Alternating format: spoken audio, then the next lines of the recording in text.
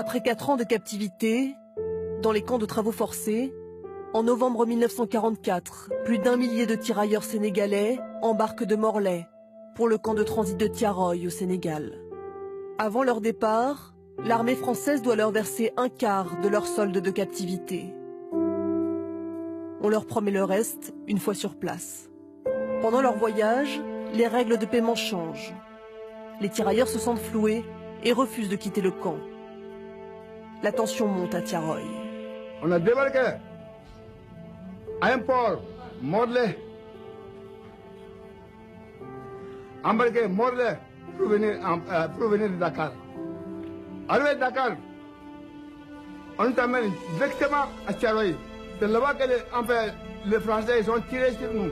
Le 1er décembre 1944, vers 9h30 du matin, les tirs ont en effet éclaté. L'armée française a encerclé le camp, rassemblé les soldats dans la cour. Bilan officiel, 35 morts, 35 blessés, 34 seront condamnés pour refus d'obéissance, outrage et rébellion. Ils écoperont de 1 à 10 ans de prison. Donc les officiels, ils ont considéré en rébellion, avec désobéissance. Et il était clair qu'il fallait qu'ils montrent à la face de du monde qu'il fallait qu'ils rentrent dans le rang. Et la version officielle dit que ce sont les mutins qui ont tiré les premiers et que c'est donc une riposte armée. Armel Mabon a rouvert toutes les archives, de Paris à Dakar, pour tenter de comprendre ce qui s'était réellement passé ce jour-là.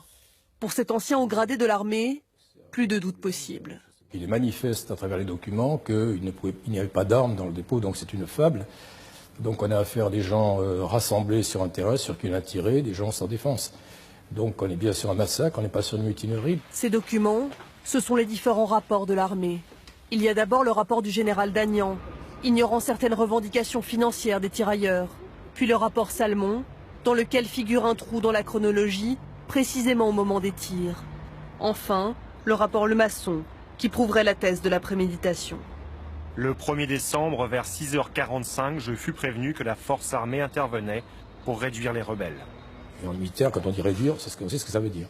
Il s'agit de réduire, donc de mettre hors du système. Donc, dès ce moment-là, pour moi, il y a préméditation. Si à 6h45, un officier dit qu'il devait donc laisser la place aux automitrailleuses, c'est que c'est pas parce qu'il y a eu des tirs du mutin à 9h ou à 8h45, c'est pas parce qu'ils ont senti une pression, ça avait été donc décidé avant. Aucun survivant connu aujourd'hui du massacre de Thiaroye. Yves Abibou est le fils d'Antoine Abibou, tirailleur sénégalais, condamné à 10 ans de prison en tant que meneur de la mutinerie. Les lettres de sa famille et de sa marraine de guerre n'ont pas suffi à lui épargner la détention. Je viens par cette lettre solliciter votre bienveillante attention. Je ne suis qu'une modeste ouvrière et je ne sais si je vais pouvoir me faire comprendre. J'ai connu à Rennes un Sénégalais du nom d'Antoine Abibou. Le 1er décembre 1944, il a été arrêté à Dakar et jeté en prison à Thiès, où il est toujours. Aussi, monsieur le gouverneur, je viens vous demander humblement, en récompense de son courage et de son dévouement à la France qu'il aime tant, ne serait-il pas de votre pouvoir de lui accorder son recours en grâce? S'il vous faut des signatures, je peux vous en envoyer autant que vous en voudrez pour témoigner en sa faveur. J'ai été mis en présence de documents du procès. On le traîne vraiment dans la boue.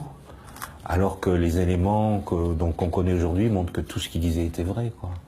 Donc moi, plus je creuse, plus c'est pire en fait. Hein. Maintenant, oui, j'ai besoin qu'on aille jusqu'au bout, que l'État français, comme il l'a fait par ailleurs, reconnaisse que là, il y a eu quelque chose qui est un crime d'État, tout simplement.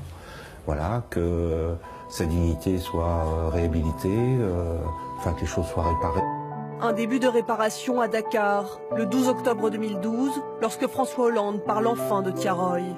La part d'ombre de notre histoire, c'est aussi la répression sanglante qui, en 1944, au camp de Thiaroye, provoqua la mort de 35 soldats africains qui s'étaient pourtant battus pour la France.